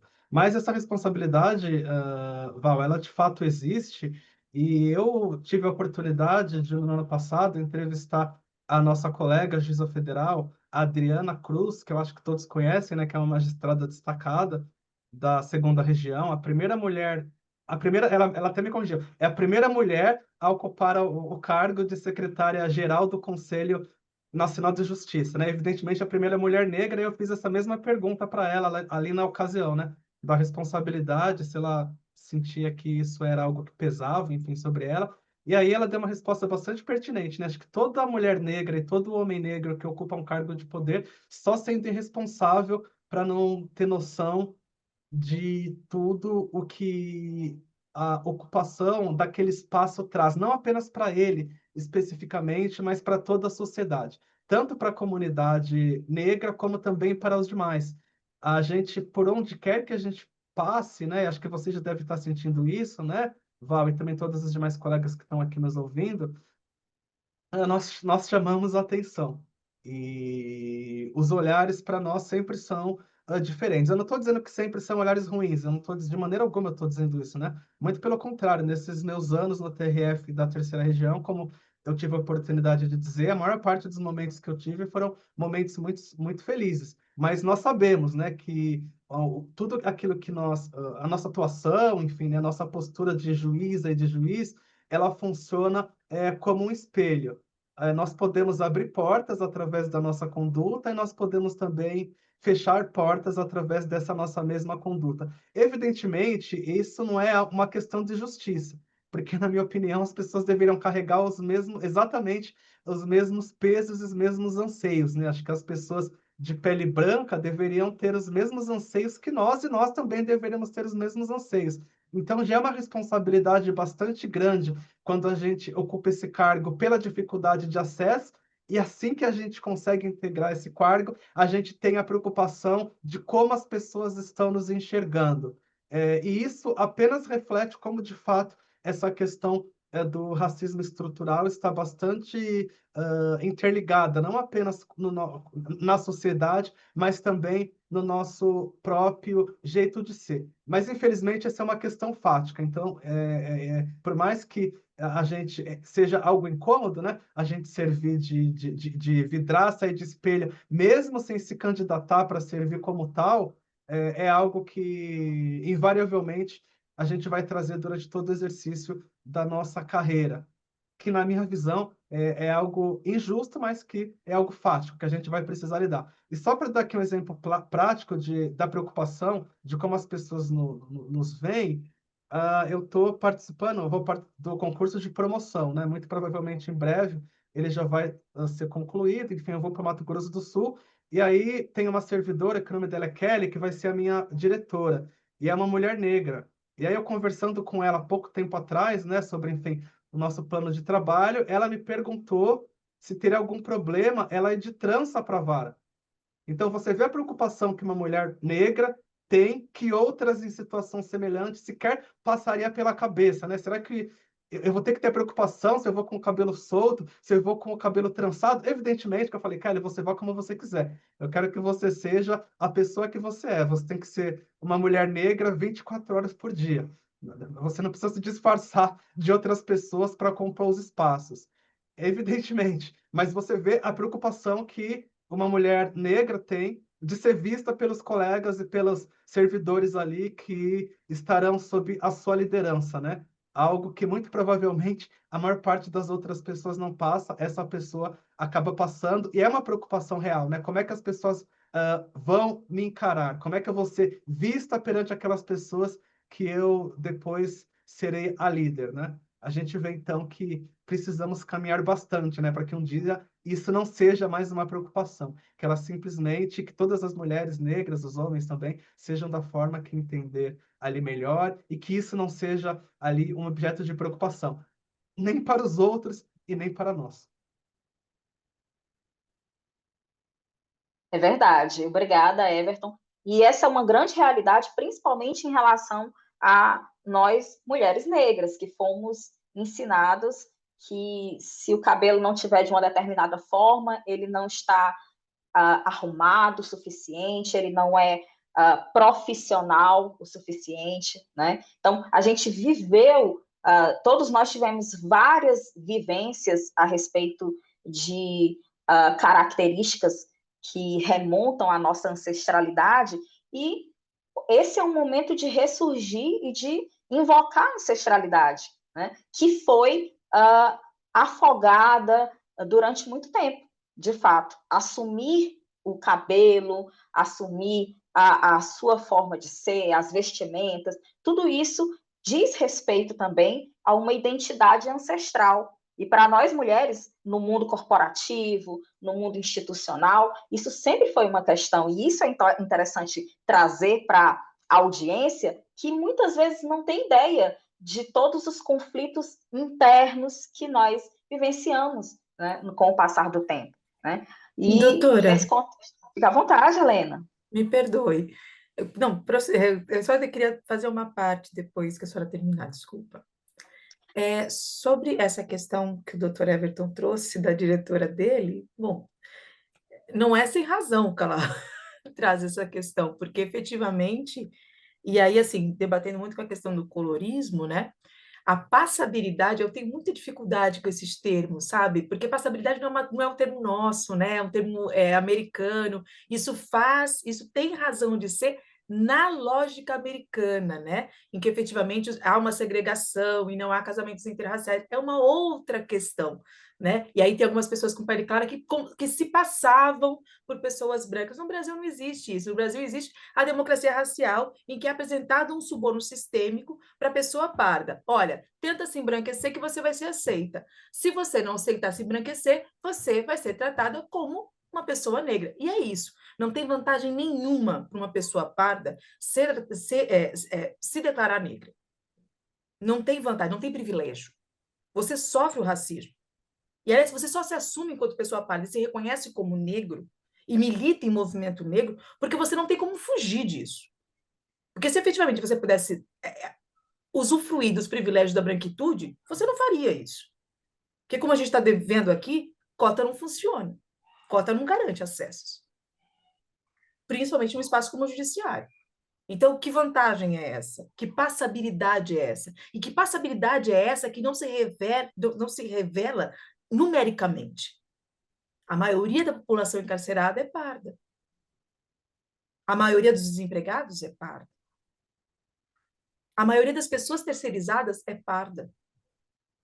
Então, né, eu tenho bastante dificuldade com relação a isso, ainda que compreenda que existem acessos diferenciados, né? E isso, de fato, existe. E o racismo é diferente, né? O racismo uma pessoa preta passa, principalmente em termos de violência policial, a mulher preta passa por muito mais violência do que a mulher de negra de pele mais clara, né? Ao ponto que o homem negro, de uma maneira geral, passa por muito mais violência policial do que qualquer uma de nós vai passar durante sua vida inteira.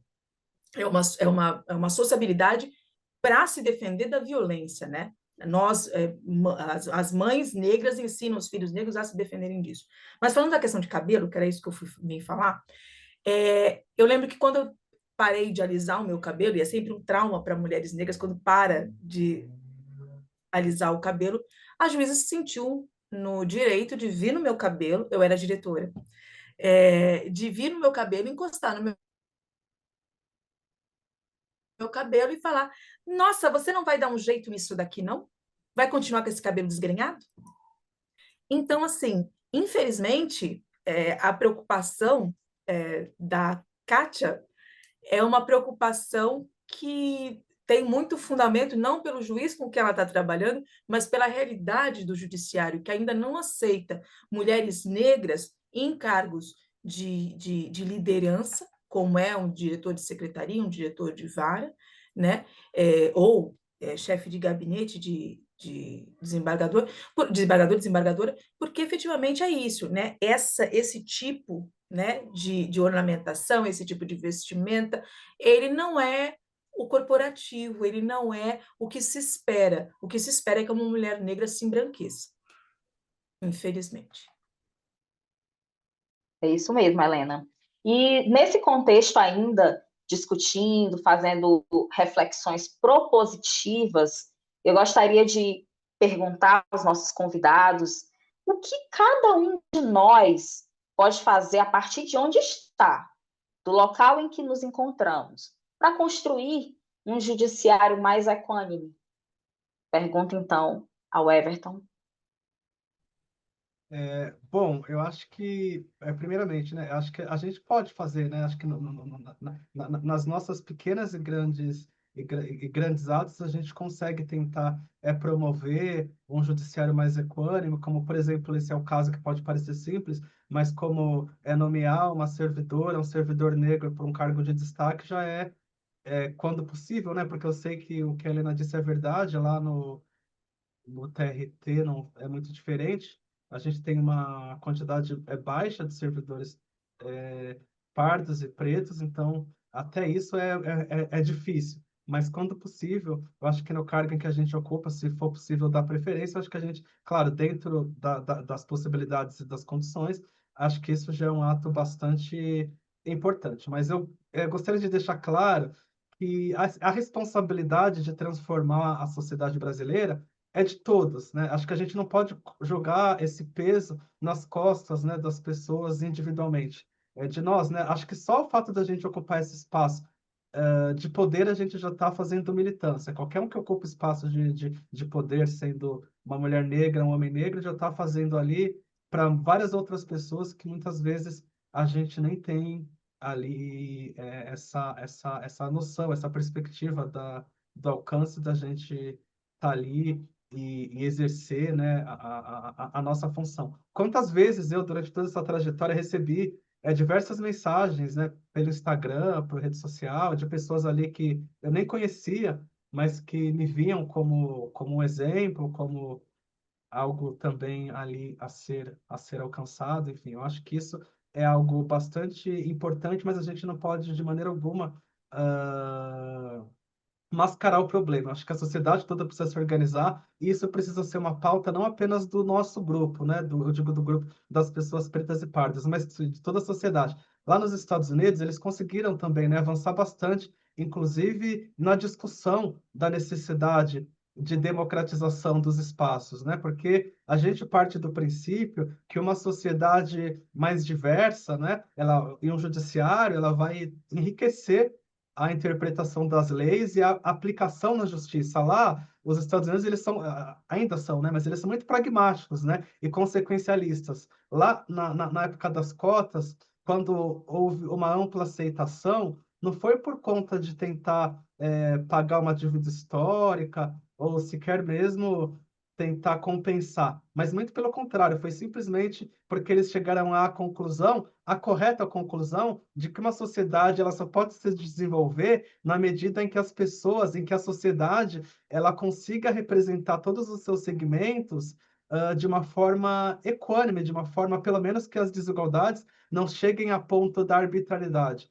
E com isso, ou seja, com essa pluralidade, com essa visão diversa, a gente vai conseguir produzir maiores resultados e melhores resultados, não apenas para o grupo que compõe esse segmento, mas para toda a sociedade. Então, por isso que eu acho que essa é uma pauta, é uma briga que deve ser encampada não apenas pelas pessoas que compõem esse segmento, mas por todos aqueles que pretendem, que acreditam numa sociedade realmente justa e que cumpra ali os ideais de justiça, né? Acho que todas as pessoas de bem precisam brigar para que isso de fato aconteça. Obrigada, Everton. Passo a palavra para a Helena. Então, como construir esse judiciário mais equânime a partir de onde estamos, né? Do local em que estamos. Como pontuou o doutor Everton muito bem, o racismo não é um problema nosso. Definitivamente não é. Nós sofremos as consequências do racismo, mas ele não é um problema da população negra. Ainda que só a gente acabe falando sobre eles de modo mais ativo, inclusive por uma questão de sobrevivência. Como eu falei, a gente quer falar sobre outras coisas e nós temos capacidade, estamos estudando para falar sobre outras coisas além do racismo.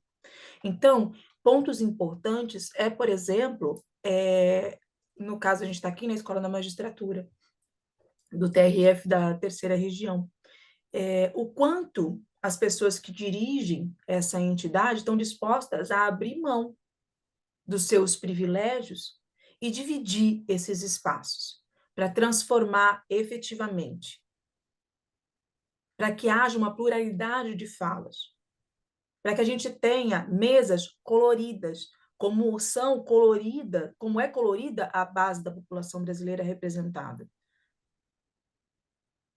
Ou melhor, que não está representada no judiciário, certo? Então, assim, a principal questão que eu penso não é só o que nós podemos fazer, mas o que as pessoas estão dispostas a perder para transformar esse sistema. Nós, por exemplo, nos nossos espaços, a gente talvez tenha que radicalizar um pouco o discurso. E as pessoas brancas que são comprometidas com uma mudança social têm que abrir um pouco do espaço que elas têm de fala e praticar a escuta. E isso significa, muitas vezes, ceder espaço. E eu não acho que é um exercício fácil.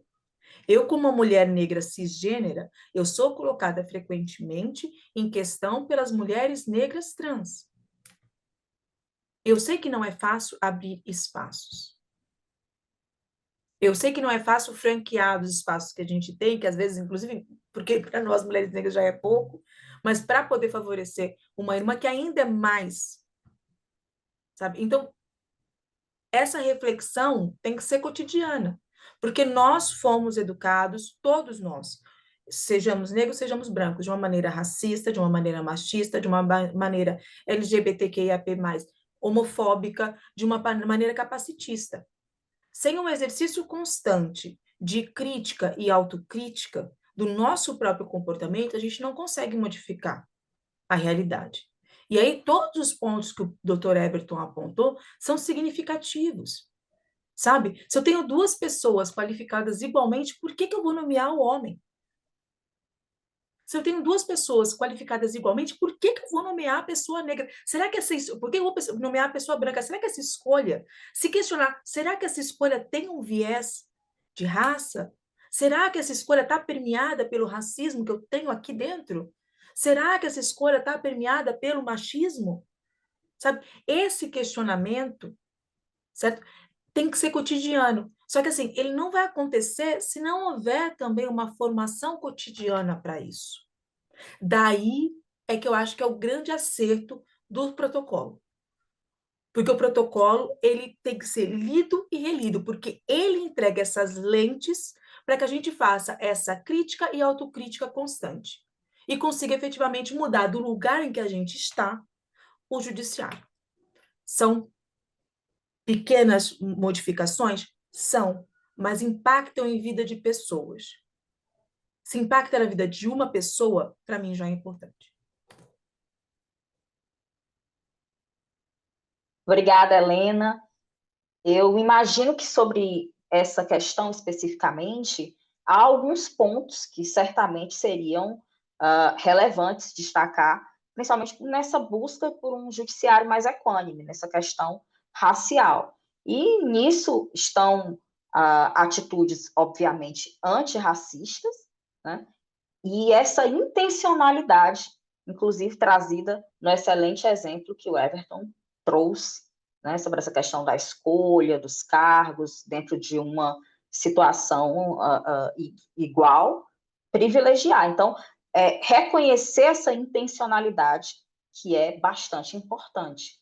Da mesma forma, como já destacado aqui várias vezes, trazer a relevância dessas ações afirmativas estruturais, de fato efetivas e não apenas simbólicas. E por isso por essa discussão, passa também a questão do preenchimento das vagas que, em concursos de juiz, as vagas reservadas para cotistas, tanto raciais quanto PCDs, acaba ficando, de fato, abaixo. Pelas estatísticas, a gente vê que, muitas vezes, essas vagas não são preenchidas na sua integralidade. Então, essa é uma realidade que passa por ações afirmativas estruturais, efetivas, e não apenas simbólicas. E, claro, a garantia de espaços de discussão como esse que nós estamos tendo nessa tarde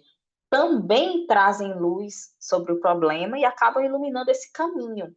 E certamente são também medidas que podem contribuir para a construção de um judiciário mais equânime, para um caminhar mais equânime nesse aspecto. Nós temos algumas perguntas aqui no chat, então a gente pode passar para essas perguntas.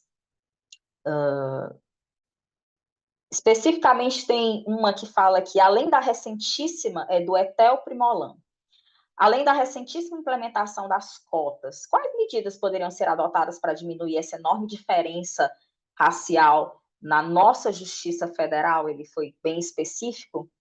Você gostaria de ter a palavra, Everton? Já pincelamos um pouco sobre esse tema, mas fique à vontade, por gentileza.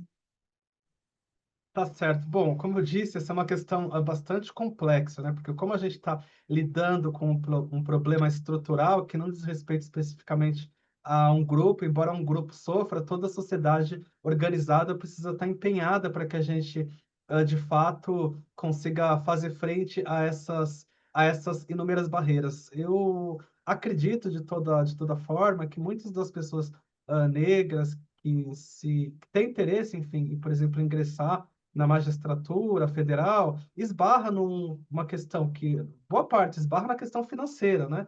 De que para você passar em um concurso desse de alto nível, você precisa ter boas condições, porque, veja, você vai precisar dedicar ali várias horas do seu dia para estudar, você vai precisar dedicar a sua concentração, você vai precisar, eventualmente, deixar ali a sua família para que você consiga se dedicar especificamente a conseguir abranger todo o conteúdo. E tudo isso que eu disse são elementos que apenas as pessoas privilegiadas têm em abundância, em disposição, né? Normalmente as pessoas oriundas de classes desfavorecidas, e o próprio IBGE nos revela em todas as suas publicações, a maior parte são das pessoas pobres, são compostas de pessoas pretas e pardas, acabam ficando nesse sistema excluída da possibilidade de concorrer eu não vou nem dizer igualdade de condições, né? Em condições que não são ali, evidentemente, arbitrárias.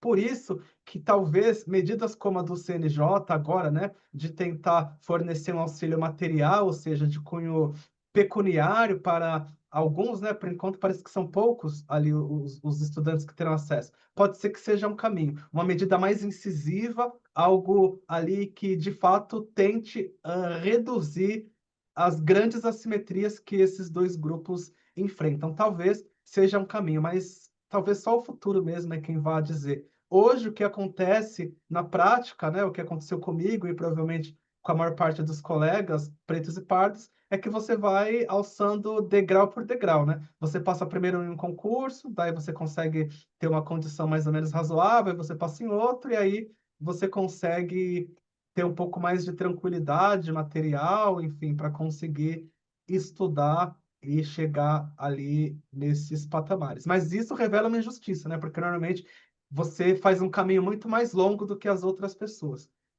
Então, eu acho que a gente ainda tem muito por se fazer nesse ponto. Obrigada, Everton. Helena, fique à vontade. Ainda Sobre que eu não quais as... entenda, ainda que eu não entenda tanto de justiça federal, eu acho que essa questão não é como o racismo é estrutural, né? E a justiça, o poder judiciário, ele é inteiro, inacessível, né? Ou pouco acessado pelo povo negro quando se fala sobre os cargos de comando dessa esfera, né? Eu acho que eu consigo opinar um pouco sobre isso. Bem, o mais importante, e aí complementando um pouco, porque tudo que o doutor Everton falou é isso, né? A gente precisa avançar nessa questão de garantir que haja condições socioeconômicas que equilibrem um pouco mais, né, as condições de você conseguir acessar, prestar esses concursos, estudar para poder prestar e passar esses concursos, apesar ou com a cota. Agora, algumas medidas, por exemplo, poderiam ser adotadas para poder favorecer os servidores negros. Se nós temos mais servidores negros do que a gente tem magistrados, e essas pessoas conhecem a justiça efetivamente, poderia haver dentro do judiciário mesmo algumas políticas de incentivo, certo? Como, por exemplo, afastamento dessas pessoas com remuneração. É uma medida. É uma medida, inclusive, de se aproveitar uma mão de obra qualificada já, que já conhece o judiciário, que muitas vezes já faz o trabalho, porque nós sabemos que os auxiliares dos juízes agem diretamente nessa questão de poder facilitar um pouco a vida, porque afinal a gente sabe como é árdua a vida do juiz, não dá para dar conta de tudo numa vara. Certo? As pessoas conhecem a dinâmica, conhecem o dia a dia, sabem o trabalho como é que é. Então, por que não é feito? Certo? Por que dentro do judiciário mesmo não há um incentivo para as pessoas negras poderem ascender? Por que a gente tem tanta dificuldade nisso? Aliás, até para poder fazer, muitas vezes, o nosso mestrado, o nosso doutorado, a gente tem dificuldade, porque não se consegue a liberação prevista na 8.112. Certo? Então, tem que se pensar em mecanismos, e esses mecanismos existem, estão previstos na lei, já não estou falando de nada fora do normal, está previsto no Estatuto de Igualdade Racial. Então, tem possibilidade de ser feito. Então, também acho que faz parte da nossa tarefa militante, enquanto pessoas que atuam dentro do judiciário, pedir formular essas questões, porque o não a gente já tem mesmo, né? Então, assim, radicalizar no discurso e poder avançar em alguma medida, ainda que pouco, no sentido de garantir que essa pirâmide se inverta, né? Eu acho que é válido e é importante. Né? Então, assim, eu penso que tem várias medidas que podem ser tomadas no sentido de garantir hoje, com as leis que nós temos, uma maior inclusão de pessoas negras dentro do judiciário. Ainda todos me escutam direitinho? Que caiu e voltou. Obrigada, Helena. Ainda nesse contexto das perguntas, a Mayara fez uma excelente pergunta em que ela questiona, como membro integrante da Comissão de Equidade, ela questiona os números que normalmente são trazidos por essas estatísticas. Ela acredita, inclusive, trazendo para o nosso diálogo, que diz respeito à representatividade, e essa subrepresentatividade, ela traz uma luz sobre esse questionamento. Ela acha que esses números podem estar inflados, talvez a nossa representatividade seja ainda menor do que as estatísticas trazem, né? E é nesse contexto, Everton, que eu te pergunto. Então, ela faz ela sugere algumas coisas. O que seria possível para fins especificamente de dados, né? Porque a gente trabalha com essas estatísticas. Então, para garantir uma maior veracidade, seria a questão de obrigar uma resposta em relação aos questionários. O que seria importante, trazendo luz para esse questionamento que a Mayara faz, porque talvez os números estivessem, inclusive, inflados, que nós fôssemos ainda mais subrepresentados enquanto negros no poder judiciário. De fato. Obrigado pela pergunta, excelente pergunta, Mayara.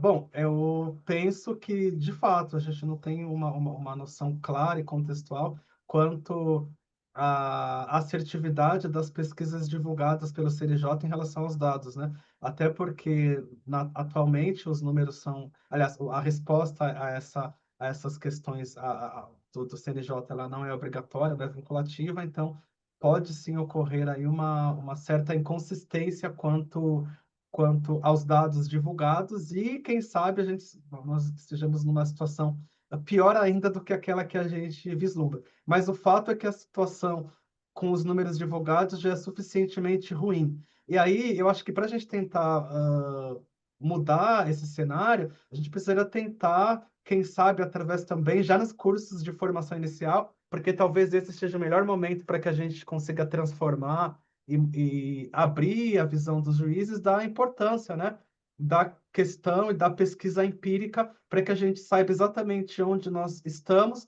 e, a partir daí, a gente elabore estratégias para conseguir caminhar.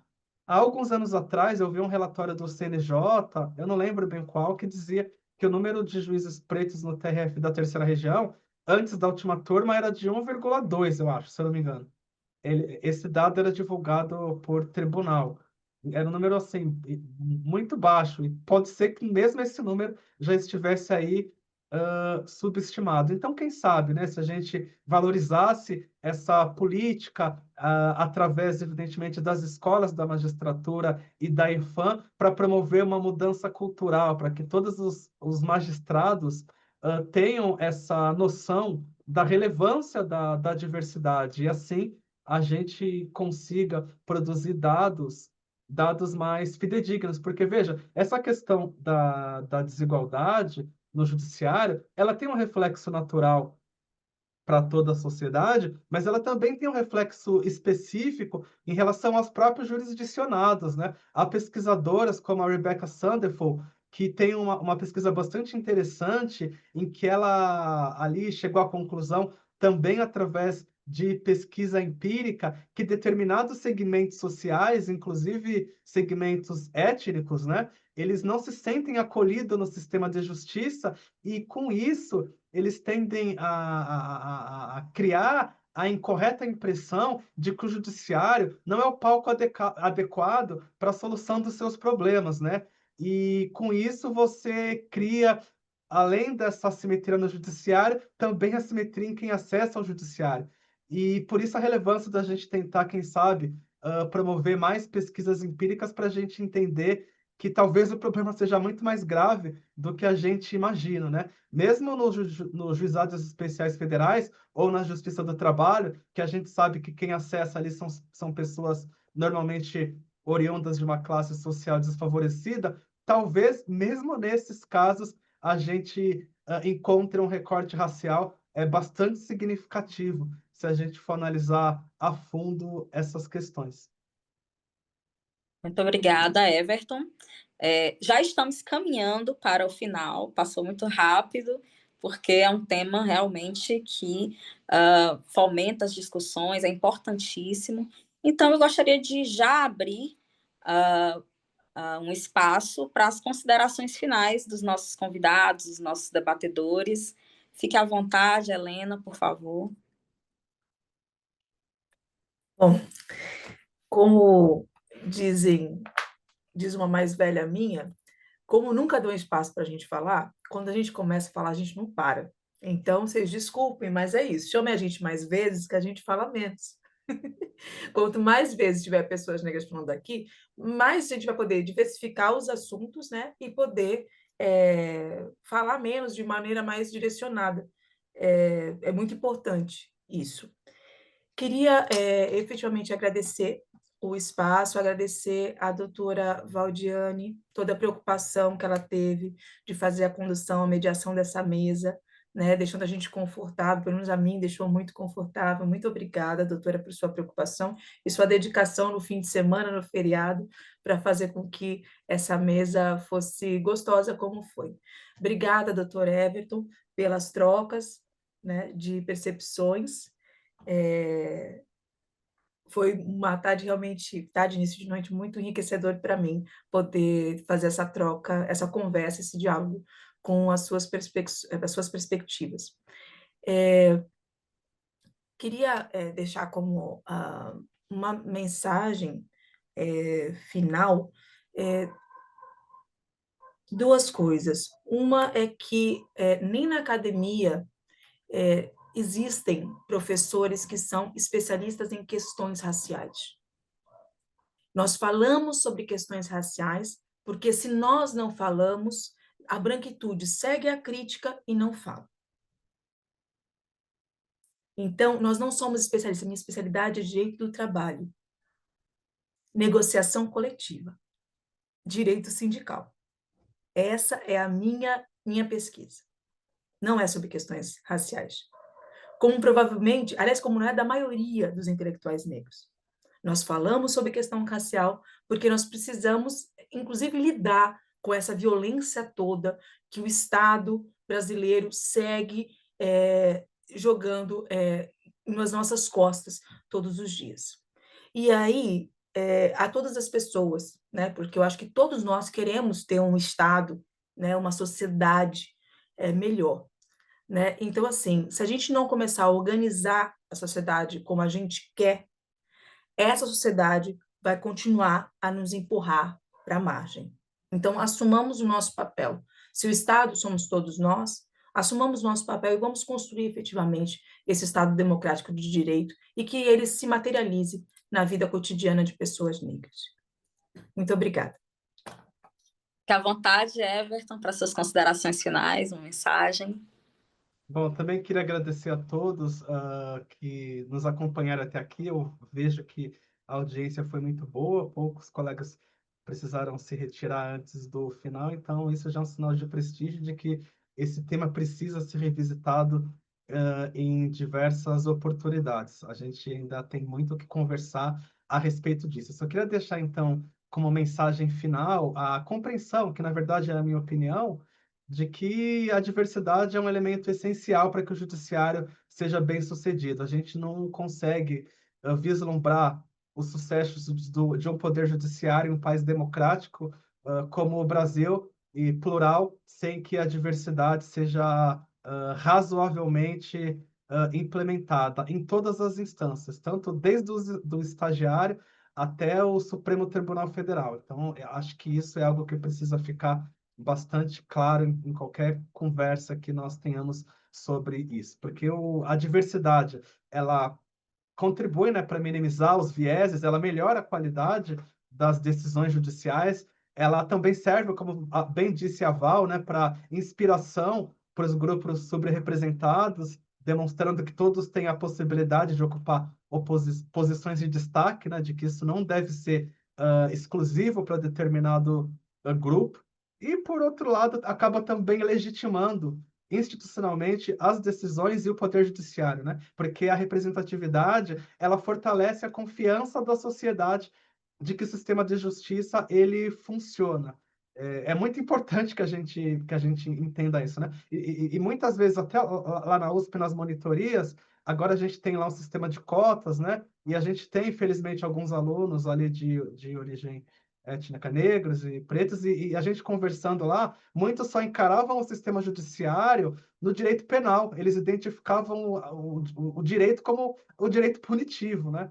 E o direito, ele é muito mais rico, ele é muito mais do que isso, mas isso depende de que a gente consiga atingir graus adequados de representatividade. Na minha opinião, a gente não está mais naquele estágio de enunciar que a diversidade é legal, que a diversidade é bom. A gente precisa demonstrar, a gente precisa ver. A gente não basta simplesmente o discurso, né? Que politicamente correto, que todo mundo concorda. A gente precisa olhar ali e ver as pessoas ocupando as posições de destaque. Não basta simplesmente a gente falar que é legal, que é importante. A gente precisa, de fato, ali observar, e, na minha opinião, sem isso, a gente não vai conseguir um judiciário efetivamente equânime. E com isso, e já fechando, é necessário que também fique bastante evidente que esse não é um problema não é um problema do grupo pardo, do grupo negro, dos pretos. Muito pelo contrário, é uma responsabilidade compartilhada. O problema não é nosso, o problema é de todos. E como bem disse a Helena, eu estudo sobre acesso à justiça, eu não sou especialista em questões raciais. A minha experiência simplesmente diz respeito que eu fui um menino negro a vida inteira, um jovem negro, e hoje eu sou um juiz negro. Mas acaba aí a minha experiência. É muito importante que a gente que a gente coloque os pingos nos is, né? E por outro lado, evidentemente, a gente precisa falar sobre esses temas, né? Embora sem ser especialista acadêmico, nós nos formamos na academia da vida, e por isso que a gente não pode deixar de falar sobre esses pontos sempre que chamado. Isso acho que faz parte também da nossa responsabilidade, faz parte da mudança das estruturas. No mais, eu agradeço a EMAG, agradeço a Helena, agradeço a Val, que teve uma brilhante condução nesse bate-papo de hoje. Foi muito bom poder conversar com vocês por essas quase 2 horas. Eu gostaria de agradecer, obrigada, imensamente a participação dos debatedores.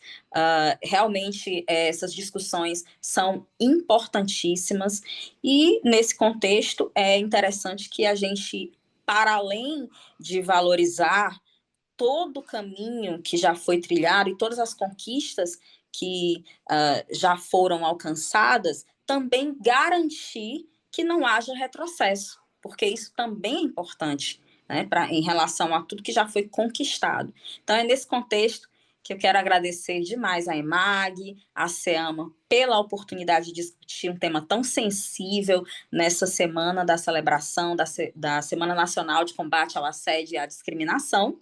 E quero também convidar a todos para amanhã estarem aqui no mesmo horário, às 17 horas, aqui pelo Zoom, quando nós teremos uma discussão interessantíssima sobre a discriminação da pessoa LGBTQIA+, no judiciário, também, mesmo horário. E quero agradecer a todos que permaneceram aqui conosco até então. Então, vou passar a palavra para a Maria Fernanda. Fica à vontade, Maria Fernanda. Isso não estava no protocolo.